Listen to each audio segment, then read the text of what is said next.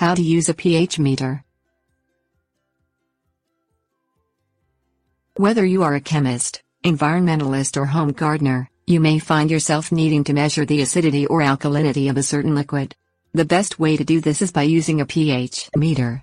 Easy and accurate, a pH meter needs to simply be calibrated before each use. Here is a simple guide to calibrating and using a pH meter.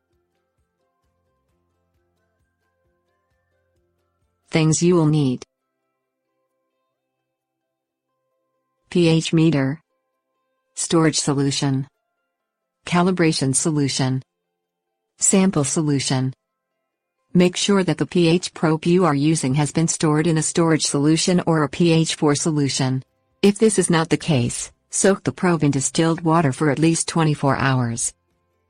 Check that the meter is set in pH mode, and then rinse the probe of your meter in distilled water. Shake it off before placing it in a pH 7 solution for calibration. Let the probe remain in the solution for at least 30 seconds to allow time for the meter to stabilize, and then adjust the meter so that it reads pH 7. Rinse once again and then place it into a pH 4 solution, giving time for the meter reading to stabilize. Adjust the meter so that it reads pH 4. Your meter has now been calibrated.